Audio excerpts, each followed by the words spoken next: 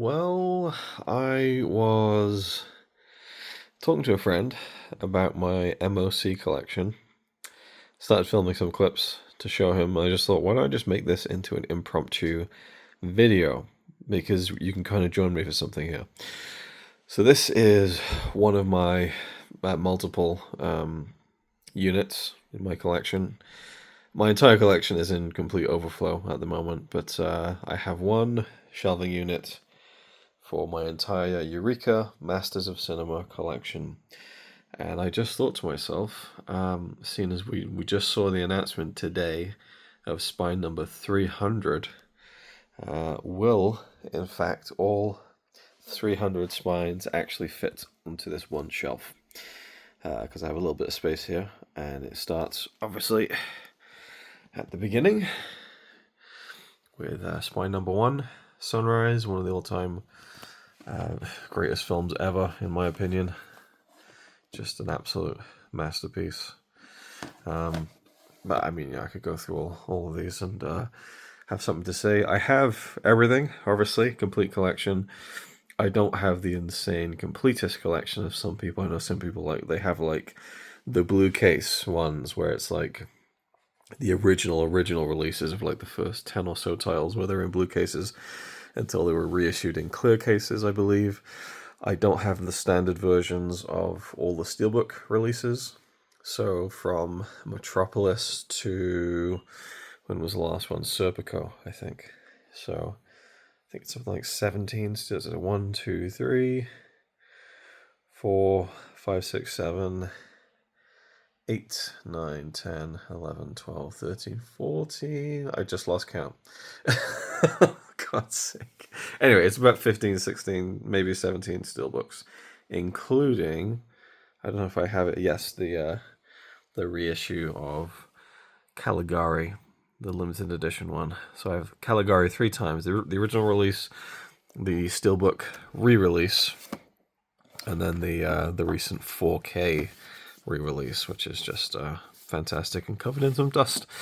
Yeah, so I don't have everything, but I have everything. Every spine number is accounted for, and I have most of the slipcovers. There's a couple I don't have slipcovers for. I think one of them is called 1, 2, 3, yeah, which would be this one here. I don't have the slipcover for West Front 1918.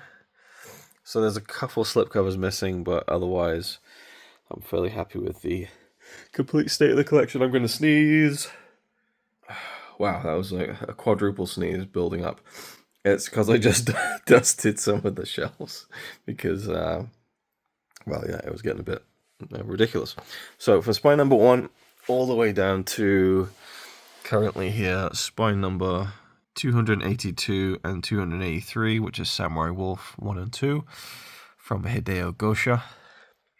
So I have everything, I just haven't put them on this part of the shelf where I've got my Ray Harryhausen box sets.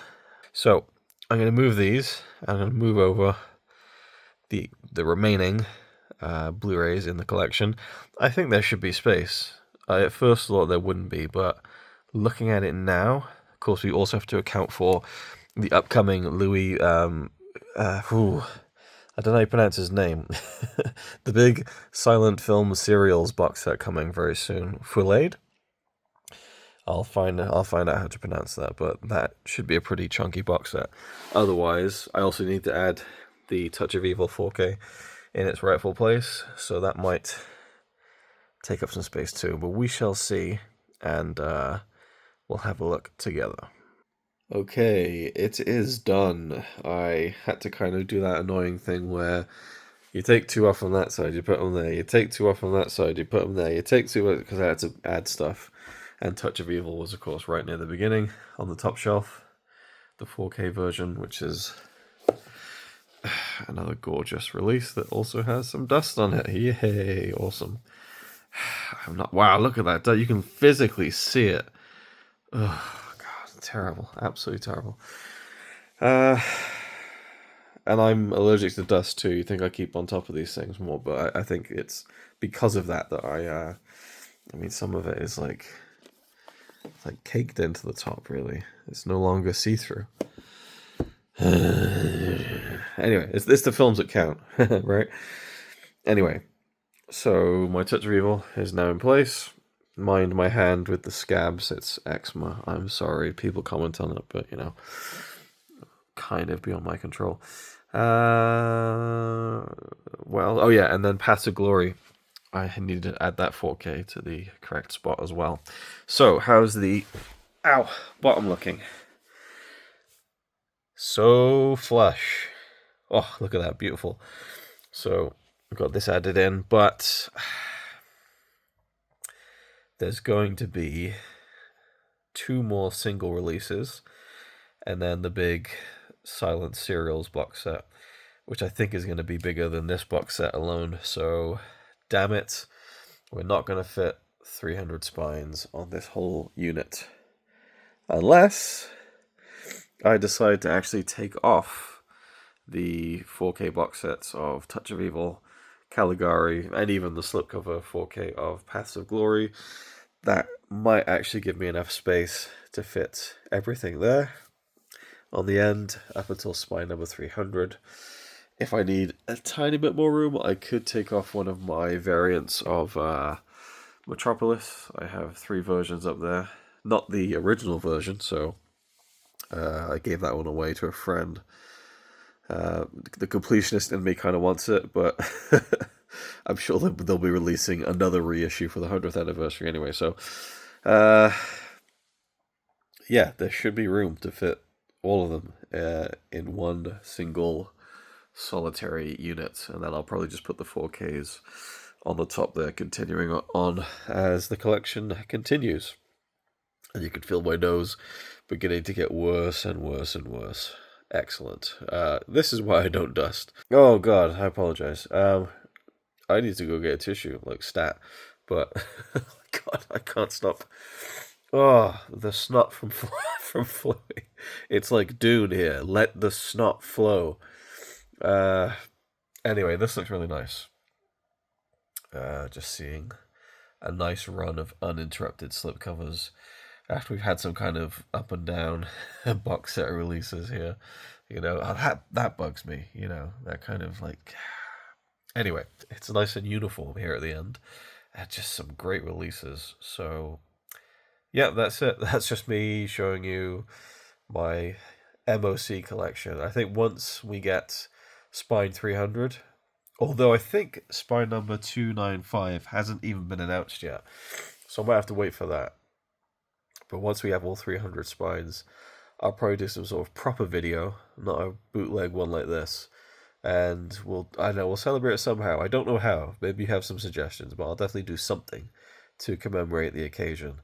I will say the film that they've chosen for spine number 300 is Black Tuesday, I believe, which is a film noir.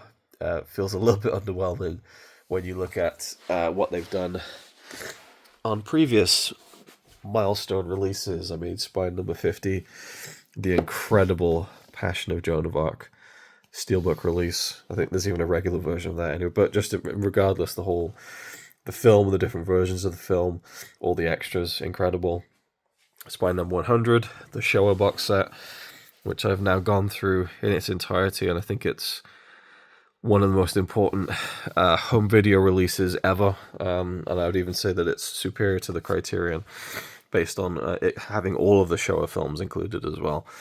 And then 150 was the Buster Keaton short collection, which is another one of the best Blu-ray releases ever. Far superior to the Kino release, which I even have somewhere. I think it's there. Yeah, that's my Keaton's. And then what was the next one? 200 was The Last Waltz. Not quite as monumental, but still a great, great film and a Scorsese picture.